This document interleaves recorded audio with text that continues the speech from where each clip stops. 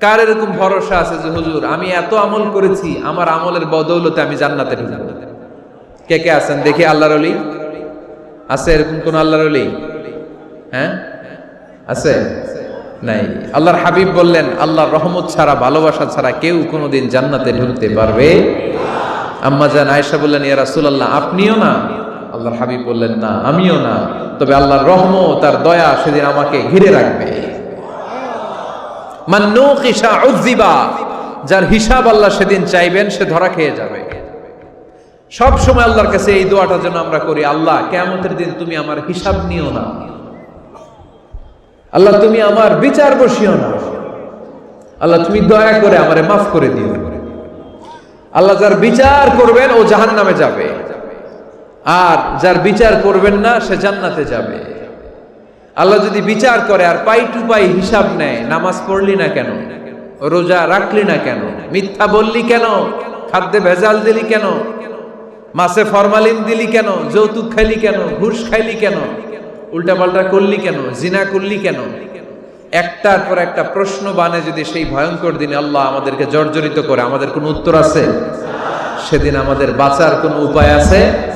তাই আমরা সবাই আল্লাহর কাছে দোয়া করবো, আল্লাহ কোনো বিচার টিচার মানি না, কোনো বিচার করতে পারবো না, দয়া করবা। কথা কয় না? কি করবে? এবার আওয়াজ করে বলেন, বিচার চান না দয়া চান? রোজ হাসরে হে আল্লাহ আমার করোনা বিচার, আল্লাহ করোনা বিচার, পড়েন আমিন। রোজ হাসরে হে আল্লাহ আমার করোনা বিচার, আল্লাহ করোনা বিচার, বিচার চাহি না তব দয়া চাহে এ গুনাহগার, আল্লাহ করোনা বিচার, পড়েন আমিন। তিনি যদি দয়া করেন তবেই আমরা জান্নাতে যেতে পারবো, ঠিক কিনা? এজন্য আল্লাহ বললেন আর রহমান আল্লামাল কুরআন খালাকাল ইনসান আল্লামাহুল বায়ান। আমি হলাম রহমান। কাফেররা বলে রহমানকে জানি না, রহমানকে চিনি না। আল্লাহ বলে রহমান রে চিনে না, আমার নাম রহমান, আমি দয়ালু, আমি মেহেরবান, ঠিক কিনা? এজন্য প্রতিদিন সূরা ফাতিহায় দ্বিতীয় আয়াতটা আমরা কি পড়ি? আর রহমান আর রহিম, ঠিক কিনা? তিনি দয়ার সাগর, তিনি মায়ার সাগর। আমরা বললাম আল্লাহ ঠিক আছে আমরা বুঝেছি আপনি দয়ার সাগর, আর আপনি কি করেন? দ্বিতীয় আয়াতে আল্লাহ বললেন আল্লামাল কোরআন, আমি কোরআন শিক্ষা দেই। শুধু দয়ার সাগর হয়ে আমি আল্লাহ বসে থাকি নাই, তোমাদের হেদায়েতের জন্য আমি কোরআন নাজিল করে দিয়েছি। আল্লামাল কোরআন, আমি কোরআন শিক্ষা দেই। আমাদেরকে কোরআন শিখিয়েছে কে? বিশ্বনবীকে কোরআন শিখিয়েছে কে? আল্লাহ। এজন্য দুনিয়াতেও যারা কোরআন শিখায় তাদের মর্যাদা বাড়ায় দেয় কে? বাংলার জমিনে যারা কোরআন শরীফ শিখায় এদের মর্যাদা সবচেয়ে কম, এদের বেতন সবচেয়ে কম, এরা সমাজে সবচেয়ে বেশি অবহেলিত, ঠিক কিনা? তা আল্লাহর কাছে এরা সবচেয়ে বেশি সম্মানিত। আল্লাহর হাবিব বললেন খায়রুকুম মান তাআল্লামাল কুরআন ওয়া আল্লামাহু, তোমাদের মধ্যে আল্লাহ তাআলার কাছে সবচাইতে প্রিয় শ্রেষ্ঠ ওই মানুষটা যে নিজে কোরআন পড়ে আবার অন্যরে পড়ায় দেয়। সুবহানাল্লাহ পড়েন। আপনি যদি কাউরে শুধু সূরা ফাতিহাটা শিখান, কোন সূরা?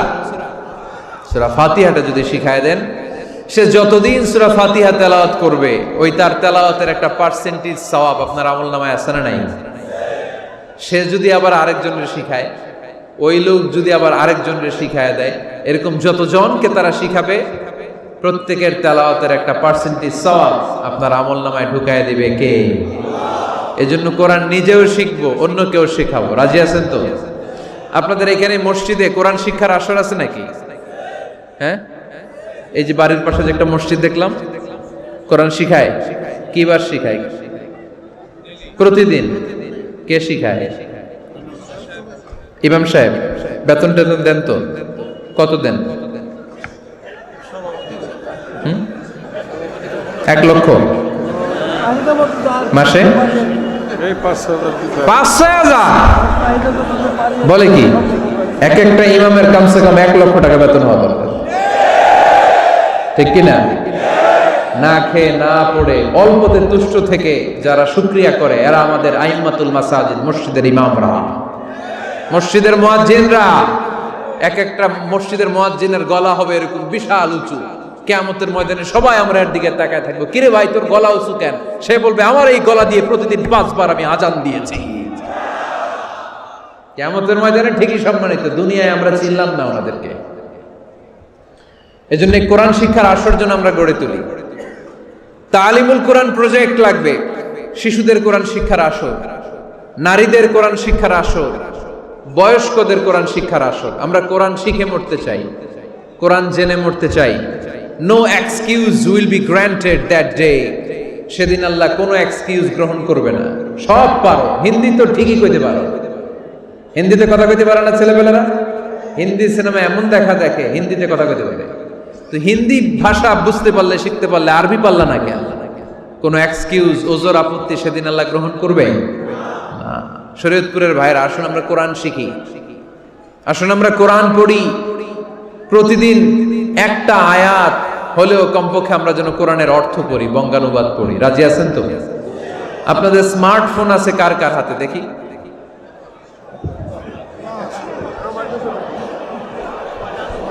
আপনারা কি অ্যানালগ? স্মার্ট আপনি? মাশাআল্লাহ। তোমরাও কি স্মার্ট? হ্যাঁ, ঠিক আছে, হাত নামাও, হাত নামান সবাই। তো এই যে স্মার্টফোন আসছে স্মার্ট বানাইতে, যেই ফোনের মধ্যে কোরআন নাই সে আনস্মার্ট, ঠিক কিনা?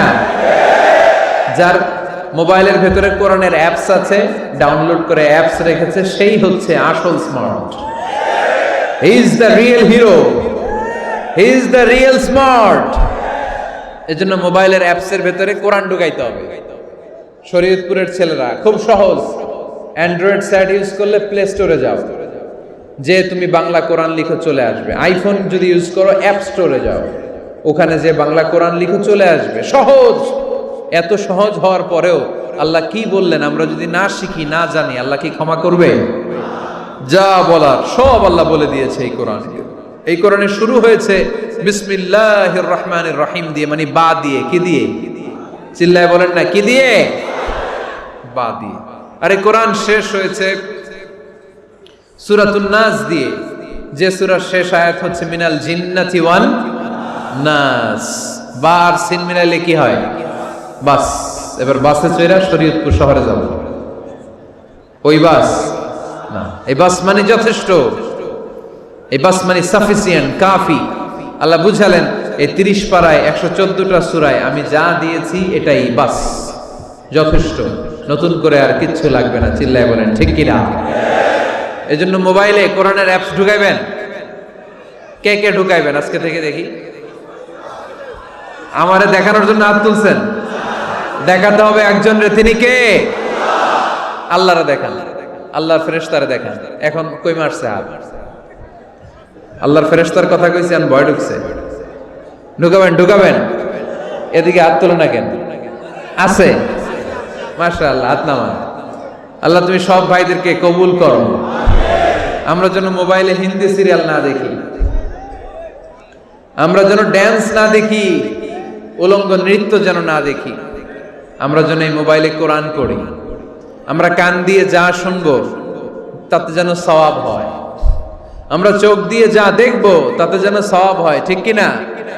যেন কানে শুনি সদা তোমার কালাম, হে খোদা চোখে যেন দেখি শুধু কোরআনের আয়াত। শোনো আমার মুনাজাত, শোনো শোনো ইয়া ইলাহি আমার মুনাজাত, শোনো আমার মুনাজাত। পড়েন আমিন। তাহলে আমরা যে কিতাবটারে সঙ্গী বানাবো, কিতাবটার নাম সবাই বলেন।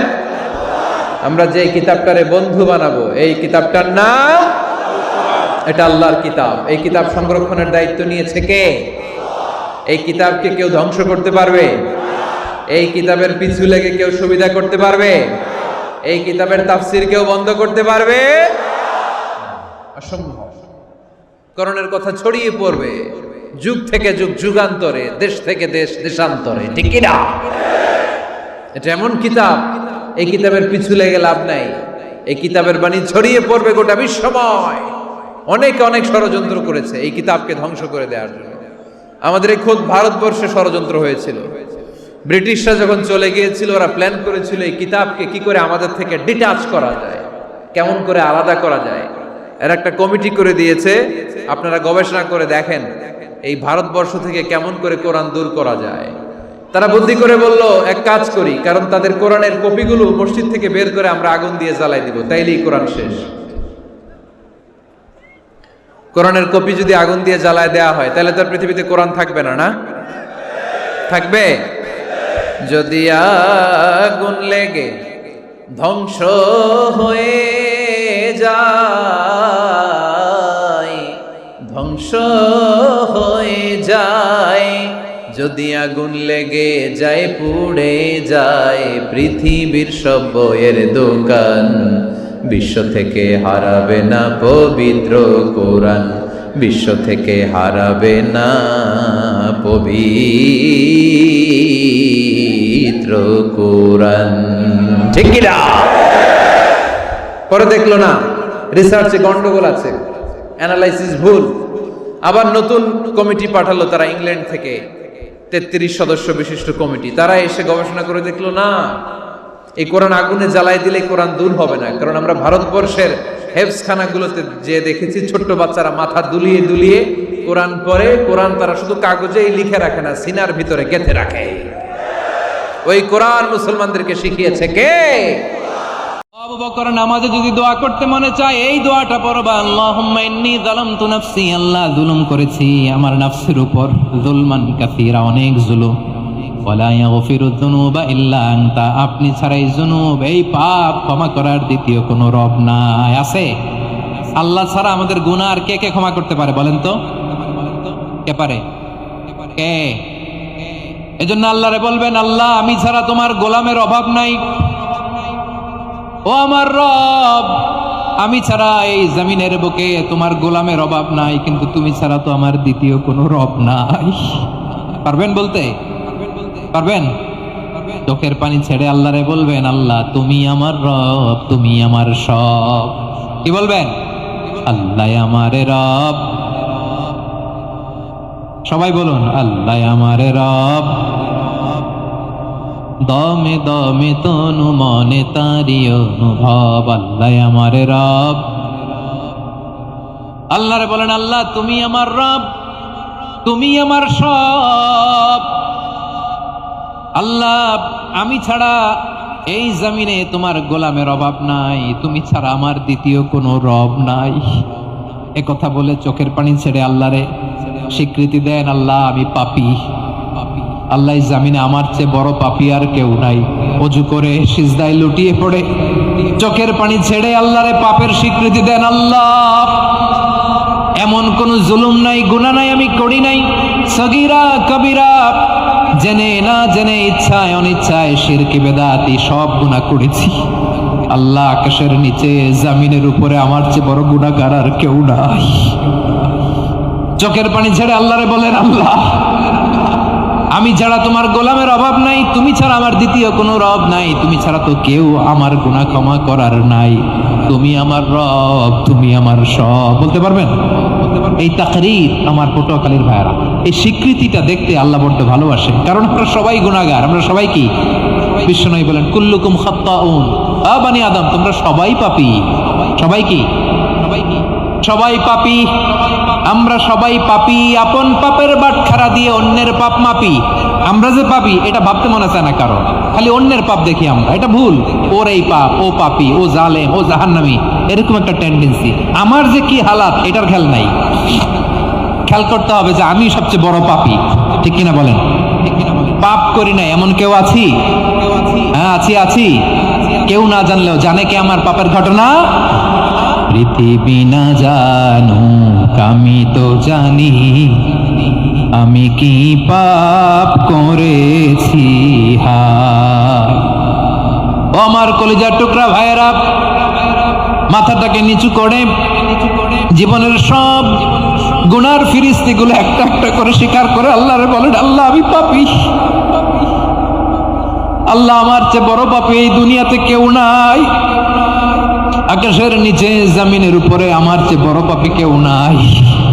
একটা একটা করে আল্লাহ স্বীকার করি আমি পাপী, সব পাপের স্বীকৃতি দিলাম। পৃথিবী না জানুক আমি তো জানি, আমি কি পাপ করেছি, হায় আমার পাপের করলে বিচার, বাঁচার আমার নাই উপায়। দয়াময় তুমি মাফ করো আমায়, মাফ করো আমায়। আল্লাহ তাআলা যদি দয়া করে আমাদেরকে মাফ না করে, আমাদের বাঁচার কোনো উপায় নাই। আপনি কি ভেবেছেন আপনার নামাজ দিয়ে আপনি জান্নাতে যাবেন? আপনি তাহাজ্জুদ গুজার, সেজদা দিতে দিতে কপালে দাগ ফেলেছেন, এটা আপনারা জান্নাতে নিবে না। আপনি এলাকার সবচেয়ে বড় হাতেম তাই দানশীল, এই দানের ভরসায় বসে আছেন, কশিন কালো না। আমাদের নামাজ, আমাদের রোজা, আমাদের ইবাদত এগুলোকে মিজানের পাল্লায় উঠালে কোনো ওজনই হবে না। তবে আমাদের একটা কৌশল জানা আছে, আমরা আল্লাহর রহমতের ভিখারি। আমরা সেদিন আগেই গুনার স্বীকৃতি দিয়ে দেব। আমরা বলবো, আল্লাহ তুমি প্রশ্ন করার আগে তোমার একটা কথা বলি, আমারে কিছু জিজ্ঞেস করো না, আমি সব করেছি। এমন কোন পাপ নাই যে পাপ আমারে দিয়ে হয় নাই। তোমার রহমত দিয়ে তুমি জান্নাতে পাঠাবা, তোমার দয়ায় জান্নাতে যেতে চাই, আমল দিয়ে না। পারবেন বলতে? কিয়ামতের দিন আমরা বলবো, আল্লাহ আমার আমল দিয়ে জান্নাত চাই না, আমি তোমার দয়া দিয়ে জান্নাত চাই। তোমার দয়া ছাড়া আমার কোনো উপায় নাই। কারণ আল্লাহ যদি বিচার করে বাঁচার কারো উপায় নাই। আল্লাহ যদি বলে ফেলেন তুই এটা করলি কেন, ওখানে গেলি কেন, কোরআনে 1000 বার নিষেধ করলাম তারপরেও এই পাপে জড়ালি কেন, এরকম প্রশ্ন ছুড়ে দিলে আমার উত্তর আছে? বাঁচার কোনো উপায় আছে? রোজ হাসরে হে আল্লাহ আমার করোনা বিচার, আল্লাহ করোনা বিচার, বিচার চাহি না তব দয়া চাই, এ গুনাহগার করোনা বিচার। আপনার আমল দিয়ে জান্নাতে যাবেন? কি দিয়ে যাবেন? আল্লাহর দয়া দিয়ে। আল্লাহর রহম আর দয়া ছাড়া কেউ জান্নাতের চেহারাও দেখতে পাবে না। আমার প্রিয় ভাইরা, এই দোয়া আল্লাহর কাছে পছন্দনীয় হওয়ার কারণ 3টা। দোয়ার প্রথম অংশে আছে তাওহীদ, আল্লাহর একত্ববাদের ঘোষণা। এই দোয়ার দ্বিতীয় অংশ আছে তাসবিহ, আল্লাহর প্রশংসা সূচক বাণী। এই দোয়ার 3 নাম্বার অংশ পাপের স্বীকৃতি।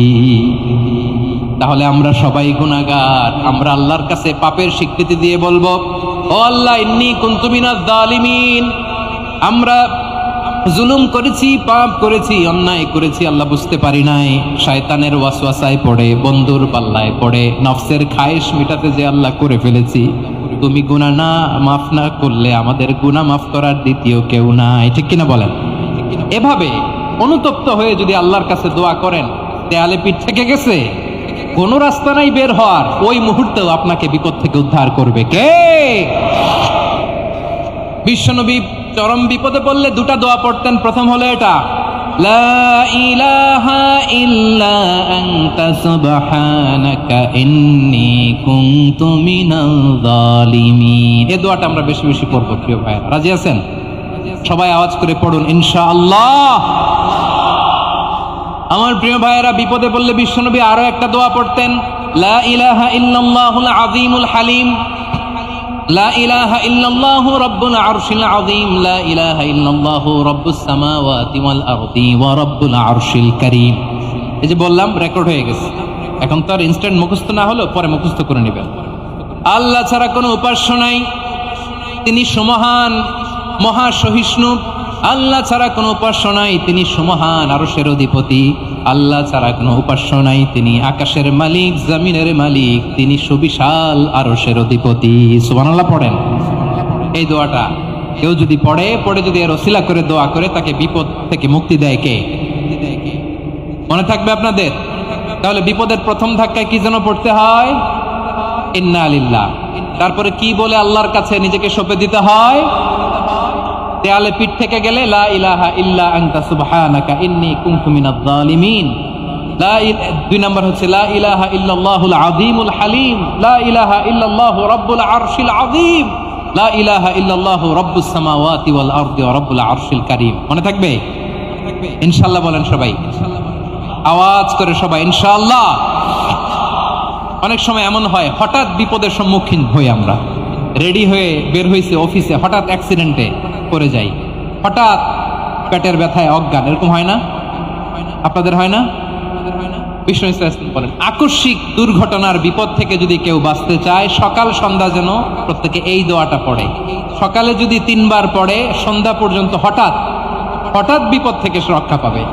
Two be protected from sudden calamity, sudden disaster, sudden calamity, হঠাৎ বিপদ, হঠাৎ ভয়ঙ্কর কোন আকস্মিক বিপদ থেকে আল্লাহ বাঁচায় দিবে। সকালে পড়লে সন্ধ্যা পর্যন্ত প্রোটেক্টেড, সন্ধ্যাবেলায় যদি 3 বার পরে সকাল পর্যন্ত প্রোটেক্টেড। সুবহানাল্লাহ পড়ে। দোয়াটা কি? দোয়াটা হচ্ছে বিসমিল্লাহিল্লাযী লা ইয়াদুররু মা ইসমিহি শাইউন ফিল আরদি ওয়ালা ফিস সামাই ওয়া হুয়াস সামিউল আলিম। ছোট না? অনেক ছোট, মুখস্থ করবেন। বিসমিল্লাহিল্লাযী লা ইয়াদুররু মা ইসমিহি শাইউন ফিল আরদি ওয়ালা ফিস সামা। ওই আল্লাহর নাম নিচ্ছি যে আল্লাহর নামের বরকতে আকাশ জমিনের কোনো কিছু কারো কোনো ক্ষতি সাধন করতে পারে না। তিনি সর্বশ্রোতা, সর্বজ্ঞ। সুবহানাল্লাহ পড়েন। পড়বেন এই দোয়াটা, বিসমিল্লাহিল্লাযী লা ইয়াদুররু মা ইসমিহি শাইউন ফিল আরদি ওয়ালা ফিস সামাই ওয়া হুয়াস সামিউল আলিম। ফজরের পরে 3 বার, মাগরিবের পরে 3 বার যদি কেউ পড়ে, প্রোটেক্টেড, যে কোনো হঠাৎ বিপদ থেকে প্রোটেক্টেড। প্রোটেক্ট করেন কে? ওই আল্লাহর নাম নিচ্ছি যে আল্লাহর নামের ওসিলায় আকাশ জমিনের কোনো কিছু কোনো ক্ষতি করতে পারে না। সুবহানাল্লাহ পড়েন। আচ্ছা, এবার আমাদের জীবনে দুশ্চিন্তা আছে না নাই বলেন? Tension, hyper tension, anxiety, depression, চিন্তা, টেনশন নাই এরকম কে কে আছে দেখি? হাত তোলেন। ওই যে হাত তুলছে এক আল্লাহর ওলি, ওই যে টেনশন নাই তোমার, মাশাআল্লাহ। ও না বুঝে তুলছে, ঝোঁকের চোটে, জোশের ঠেলায় ধাক্কায় তুলে ফেলছে। সবার জীবনে টেনশন আছে না নাই? এই দুশ্চিন্তা, পেরেশানি, মারাত্মক পেরেশানি থেকে মুক্তি পাওয়ার জন্য বিষ্ণু ইসলাম 2টো দোয়া পড়তেন। কয়টা? অনেকগুলো পড়তেন। স্পেশাল 2টো দোয়া আজকে আপনাদের শিখায় যাব, শুনবেন না? কষ্ট হচ্ছে? সংক্ষিপ্ত মোনাজাত দিয়ে দেই। ওরে আল্লাহ, আমি তো 9:30 ক্রস করে ফেলছি মাসুদ ভাই, খেয়াল করি নাই। আর কয়েক মিনিট? ঠিক আছে, ঠিক আছে। পেরেশানিতে পড়লে, টেনশনে পড়লে এই দোয়াটা, প্রিয় ভাইরা, বিষ্ণু ইসলাম যখন খুব বিপদে পড়তেন, দুশ্চিন্তা ওনাকে ঘিরে ধরতো, উনি পড়তেন ইয়া হাইয়্যু ইয়া কাইয়্যুম বিরহমাতিকা আস্তাগীথ, ইয়া হাইয়্যু ইয়া কাইয়্যুম বিরহমাতিকা আস্তাগীথ, ইয়া হাইয়্যু ইয়া কাইয়্যুম, হে শাশ্বত অবিনশ্বর, হে চিরঞ্জীব, বিরহমাতিকা আস্তাগীথ, তোমার রহমতের উসিলায় তোমার কাছে ফরিয়াদ করি। এটা পড়তেন। আবার আরেক বর্ণনায় এসেছে ইয়া হাইয়্যু ইয়া কাইয়্যুম বিরহমাতিকা আস্তাগীথ আসলিহ লি শা'নি কুল্লাহু ওয়া লা তাকিলনি ইলা নাফসি তারফাতা আইন। আসলিহ লি শা'নি কুল্লাহ, আল্লাহ আমার সবকিছু আপনি সেটেল করে দেন। আমাদের সব ঝামেলা সেটেল করে দিতে পারে কে? আমরা তো সেটেলমেন্টের জন্য ওএসপি সাহেবের কাছে যাই, ডিসি সাহেবের কাছে যাই, অমুক ভাইয়ের কাছে যাই, তমুক ভাইয়ের কাছে যাই। এই দোয়া পড়লে আরশের উপর থেকে আপনার ম্যাটার সেটেল করে দিবে কে? তাহলে পড়বেন ইয়া হাইয়্যু, হে চিরঞ্জীব। হাইয়্যু মানে চিরঞ্জীব, যিনি চিরকাল বেঁচে থাকবেন, মরবেন না। আল্লাহ মরবেন? তার কোনো লয় আছে? হয় আছে? সূরা আর-রহমানে আল্লাহ বললেন কুল্লু মান আলাইহা ফানি ওয়া ইয়াবকা ওয়াজহু রাব্বিকা যুল জালালি ওয়াল ইকরাম فبأي آلاء ربكما تكذبان জমিনে যা আছে সব ফান ভ্যানিশ হয়ে যাবে, নিশ্চিহ্ন হয়ে যাবে, শেষ হয়ে যাবে, সব বিলুপ্ত হয়ে যাবে, একজন ছাড়া। জোরে বলেন তিনি কে? ইয়া হাইয়ু, আমার সাথে আওয়াজ করে পড়েন, ইয়া হাইয়ু, ইয়া কাইয়ুম, ইয়া হাইয়ু, ইয়া কাইয়ুম বিরহমাতিকা আস্তাগীথ আসলিহ লি শাআনি কুল্লা ওয়ালা তাকিলনি ইলা নফসি তরফাতা আইন। এভাবে দোয়া করলে আপনাকে বিপদ মুক্ত করবে কে? এই দোয়াটা কেন পছন্দ আল্লাহর কাছে? কারণ এখানে আল্লাহর দুইটা সুন্দর নাম আছে, গুণবাচক নাম, আল হাই, আল কাইয়ুম, এই দুটো নাম আছে এখানে। আবার এই দুইটা আয়াতুল কুরসির অংশ। আয়াতুল কুরসির শুরুতে এটা আছে না নাই? হ্যাঁ, আছে না নাই? 3 নাম্বার কারণ এটা ইসমে আজম। কোন দোয়াটা ইসমে আজম? যে দোয়া ওসিলায় দোয়া করলে আল্লাহ দোয়া ফেরায় না। অনেকগুলো মত আছে, সবচেয়ে ভ্যালিড মত হচ্ছে এটা, ইয়া হাইয়ু ইয়া কাইয়ুম। এর ওসিলা দিয়ে দোয়া করলে দোয়া কবুল করে কে? 2 নম্বরে বিশ্বনবী মারাত্মক বিপদে পড়লে আরেকটা দোয়া পড়তেন, আল্লাহুম্মা ইন্নী আবদুক। আগে দোয়াটা পড়ি, শুনেন। আল্লাহুম্মা ইন্নী আবদুক ওয়া ইবনু আবদিক ওয়া ইবনু আমাতিক নাসিয়াতি বিয়াদিক মাদিন ফিয়া হুকমুক আদলুন ফিয়া কাদাউক আসআলুকা বিকুল্লি ইসমিন হুয়া লাক সাম্মাইতা বিহি নাফসাক আও আনজালতাহু ফি কিতাবিক আও আল্লামতাহু আহাদাম মিন খালকিক أو استأثرت به في علم الغيب عندك أن تجعل القرآن ربيع قلبي ونور صدري وجلاء حزني وذهاب همي। سبحان الله পড়েন। বিষ্ণুই বলতেন, আল্লাহুম্মা ইন্নী আবদুক, ও আল্লাহ আমি আপনার গোলাম, ওয়াবনু আবদিক, গোলামের ঘরের গোলাম, ওয়াবনু আমাতিক, বাদির ঘরের গোলাম। মানে আল্লাহ আমি আপনার গোলাম, আমার বাবা আব্দুল্লাহ ছিল আপনার গোলাম, আমার মা আমিনা ছিল আপনার বাদী। মানে আমরা গোলাম বংশের, সব গোলাম। নিজের এর চেয়ে আর ছোট করে আল্লাহর কাছে উপস্থাপন করা যায় আমার ভাইয়েরা? কথা কি বুঝতেছেন? নিজেকে এর চাইতে ছোট, নগণ্য আর তুচ্ছ করে আল্লাহর সাথে প্রেজেন্ট করা যায়? বিশ্বনবী বললেন, ও আল্লাহ আমি আপনার গোলাম, গোলামের ঘরের গোলাম, দাসীর ঘরের গোলাম, নাসিয়াতি বিয়াদিক, আমার মাথার চুলের ঝুঁটি আপনার হাতের মুঠোয়। আপনি টানে টান দিলে আমি টানে যেতে বাধ্য, আপনি বাঁয়ে টান দিলে বাঁয়ে যেতে বাধ্য। সুবহানাল্লাহ বলেন।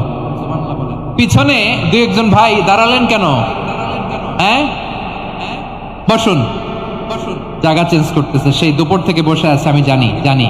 মাশাআল্লাহ, কেউ 2-1 বেরিয়েছে, গ্যাপ পূরণ করতেছে। মাশাআল্লাহ পড়েন, সুবহানাল্লাহ আলহামদুলিল্লাহ লা ইলাহা লা ইলাহা ইল্লাল্লাহু মুহাম্মাদুর রাসূলুল্লাহ সাল্লাল্লাহু আলাইহি ওয়াসাল্লাম। বিশ্বনবী বললেন, আল্লাহ আমার মাথার চুলের ঝুঁটি আপনার হাতের মুঠোয়। আচ্ছা, এইভাবে কাকে ধরা হয়? যে খুব ছোট, ঠিক কিনা? নিজেকে কত ছোট করলেন বিশ্বনবী। ও আল্লাহ আমার মাথার চুলের ঝুঁটি আপনার হাতের মুঠোয়, আপনি ডানে টানলে আমি ডানে যাব, বায়ে টানলে বায়ে যাব। আল্লাহ আসআলুকা বিকুল্লি ইসমিন হুয়া লাক নাসিয়াতি বিয়াদিক মাদিন ফিয়া হুকমুক, আপনার নির্দেশ আমার উপর কার্যকর হবেই হবে। আদলুন ফিয়া কাদাউক, আপনার ফয়সালা, যেই ফয়সালাই আপনি আমার জন্য করেন এটাই ইনসাফ। সুবহানাল্লাহ বলেন। আমরা আল্লাহর ফয়সালায় সন্তুষ্ট হতে চাই না। কত কমপ্লেইন, আল্লাহ তুমি এটা দিলা না, ওইটা পাইলাম না, ওইটা হইল না রে, এরকম অভিযোগ, কমপ্লেইন আমাদের আছে না নাই? আর বিশ্বনবী বলতেন, আদলুন ফিয়া কাদাউক, আল্লাহ আমার জন্য তোমার যেটা ফয়সালা এটাই সবচেয়ে শ্রেষ্ঠ ইনসাফ, এর চেয়ে ইনসাফ আর হতে পারে? এভাবে কায়মন বাক্যে আল্লাহর কাছে বিশ্বনবী দোয়া করতেন। এরপরে বিশ্বনবী বললেন, আল্লাহ তোমার যত নাম আছে সব নামের ওসিলায় দোয়া করি, যে নাম তুমি আমাদেরকে জানিয়েছো, যে নাম তুমি আমাদেরকে জানাও নাই, যে নাম তুমি কোরআনে নাজিল করেছো, যে নাম নাজিল করো নাই, যে নাম শুধু নবীদেরকে জানিয়েছো। আর আল্লাহর এমন কিছু চমৎকার চমৎকার সুন্দর সুন্দর নাম আছে, এই নামগুলো রব্বুল আলামিন কাউকে জানাবে না। সুবহানাল্লাহ বলেন। আমরা তো 99 নাম জানি, 100 নাম জানি আল্লাহ, কিন্তু আল্লাহর এমনও কিছু নাম আছে যেগুলো আল্লাহ বিশ্বনবীরও জানায় নেই। এগুলো আল্লাহ ইলমুল গায়বে রেখে দিয়েছেন। দোয়ার সময় বলবেন, আল্লাহ তোমার যেই নামগুলো জানি যেগুলো জানি না, যেগুলো কোরআনে আছে, যেগুলো নাই, যেগুলো নবীরে খাস ভাবে জানাইছে ওগুলোর উসিলায়, যেগুলো কোনোদিন জানাবাও না তোমার ওই নামের উসিলাও তোমার কাছে চাই। আল্লাহ কোরআনকে আমার হৃদয়ের বসন্ত বানাও, আমার বক্ষের জ্যোতি বানাও, আমার চিন্তা দুশ্চিন্তা তুমি দূর করে দাও। বিশ্বনবী বললেন এই কালিমাগুলো, এই বাক্যগুলো পড়ে যদি কেউ আল্লাহর কাছে ফরিয়াদ করে তার হৃদয় থেকে দুশ্চিন্তা কাটিয়ে দিবে কে? পড়বেন, এই দোয়াগুলো পড়বেন। আচ্ছা, সব শেষে বলি, ঋণের বোঝায় যারা জর্জরিত, বিষ্ণু ইসলাম চমৎকার একটা দোয়া শিখিয়েছেন। আমাদের অনেকে ঋণের বোঝায় জর্জরিত, আছে না নাই? এদিকে কেউ আছেন? থাকলে হাত তোলার দরকার নেই, থাকলে এই দোয়াটা পড়বেন। এক সাহাবীর নাম আবু উমামা, নামাজের ওয়াক্ত ছাড়া উনি মসজিদে যেয়ে বসে আছে। বিষ্ণু বললেন, কি রে আবু উমামা, নামাজের তো ওয়াক্ত হয় নাই, মসজিদে কি?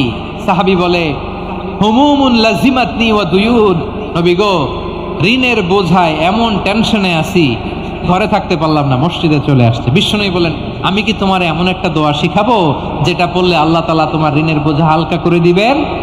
আবু উমামা বললেন, ইয়া রাসূলুল্লাহ, অবশ্যই শিখাবেন। বিষ্ণু বললেন, তাহলে তুমি পড়বা, আল্লাহুম্মা ইন্নী আউযু বিকা মিনাল হাম্মি ওয়াল হাযান ওয়া আউযু বিকা মিনাল জুবনি ওয়াল বুখল ওয়া আউযু বিকা মিন গালাবাতিদ দাইনি ওয়া কাহরির রিজাল। ও আল্লাহ, তোমার কাছ থেকে দুশ্চিন্তা থেকে পানাহ চাই, কৃপণতা, ভীরুতা, অলসতা, কার্পণ্যতা, এই সব কিছু থেকে, মানুষের কঠোরতা, আমার উপর মানুষের আধিপত্য এবং ঋণের বোঝা থেকে পানাহ চাই। এই দোয়াটা যখন বিষ্ণুনবী শিখাই দিলেন, আবু উমামা বারবার এই দোয়া পড়ে, আল্লাহুম্মা ইন্নী আউযু বিকা মিনাল হাম্মি ওয়াল হাযান ওয়া আউযু বিকা মিনাল আজজি ওয়াল কাসাল ওয়া আউযু বিকা মিনাল জুবনি ওয়াল বুখল ওয়া আউযু বিকা মিন গালাবাতিদ দাইনি ওয়া কাহরির রিজাল। আবু উমামা বলে, এই দোয়া আমি পড়তে লাগলাম। কিছুদিন পরে দেখা গেল বিষ্ণুনবীর শেখানো এই দোয়ার বদৌলতে আল্লাহ তাআলা আমার সব ঋণ পরিশোধের ব্যবস্থা